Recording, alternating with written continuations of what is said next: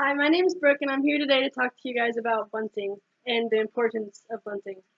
Um, for softball, and they use it in baseball too, but I'm going to talk about softball because that's what I play, and I want to tell you why bunting is such a huge part of offense for teams.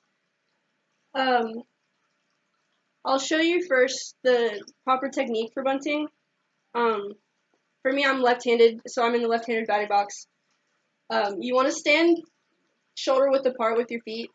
Depends on how tall you are and everything, but you want to bend with the knees a little bit in an athletic stance.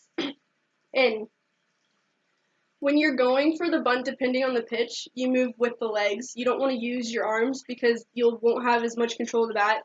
And depending on the pitch, if it's high or low, you'll have a better sight if you're down level with the bat instead of up here. So when you bend with the legs, you have more control and more motion to follow the pitch. And your main goal is to get the ball on the ground, to either advance the runner or to use the bunt as a way of getting on base. So you don't always have to hit a home run in softball to make an impact. Bunting can be just as important as a home run. Bunting allows players to use the whole field instead of just the grass. You have all of the infield that players tend to abuse and not use. When you have speed, it's a huge part of your game. Um, It's a huge bunting is a huge role for offense because it allows you to use the whole field. So when you have your first and third players on the other team on defense, and they like to sit back next to their bag, you have all of that space in front of the pitcher and the catcher to use and utilize for bunting. So when players bunt the ball, instead of having the first and third up crashing like they normally do, they're sitting back. So when they bunt, they have more time to get to first base and be safe instead of getting thrown out when the first and third are normally crashing in. Um, Short game is very important for teams when the other team is not um, good at executing the plays for the bunts. So normally when a coach calls a defense, he will have the third baseman crash to receive the bunt to throw out at first. So if a player reads that on offense and sees that their third baseman is crashing, instead of laying the bunt down like a normal bunt is supposed to be, they can push the bunt and it will go past the third baseman and allow them to stay safe on first. Anybody can bunt, but bunting for an offense is normally when you have a faster player and they can utilize the bunt and get to first base quicker. But bunting can also be used as a sacrifice to move the runner on first to second or from second to third. So normally a coach will give you a sign as a batter, and whatever his sign may be to give you a bunt, and he'll either tell you to push it down the first baseman line or the third baseman line. And so if there's a runner on first base, you want to place the bunt down, whether the third baseman is crashing or the first baseman is crashing. So like me, because I'm a slapper, I normally will put the ball down and I'll carry it with me to first base so that it gives the chance for the my player on first base to get to second and for me to advance to first, being safe.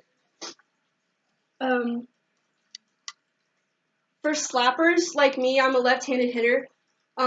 You have the stationary hit where you're in the box and you swing, or you have the left-handed batter where they cross over and they're moving as they hit the ball. It just gives an advantage to the left-handed side because as they're slapping, they're on their way to first already. So for slappers, when they bunt, their idea is to get the ball between this part of the bat because it kills the ball as it's pitched. So we like to deaden the ball right there at the catcher to get to first very quickly. We also use the slap bunt, which isn't normally you just sit here and slap. You run through and you push it a little and carry it on to get past the players that are crashing in to cut off the throw.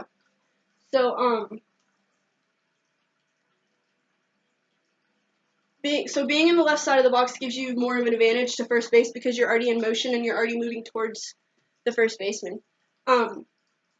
Bunting can also be used as a sacrifice hit for depending on the score, or if it's a very tight game, maybe a 1 or 2 lead, you're behind 1 or 2, and you have players on base. If there's a runner on third and less than 2 outs, a coach may call a sacrifice bunt, and that is when you sit down and you look for the bunt, whether it's a ball or a strike. You have to bunt the ball and get the ball down. So if the ball's way up here, you got to get it up in the air. And so if they get that bunt down, then that third baseman or the person on third on offense advances to home and scores and ties up the game. So bunting can either be for a hit, it can be for a sacrifice, it can be for many reasons for offensive players to get on base or to score a run or anything. So bunting has just as much of an importance as a home run does, and it allows you to utilize the whole field. And short game is just as important as hitting the ball to the fence or anything like that.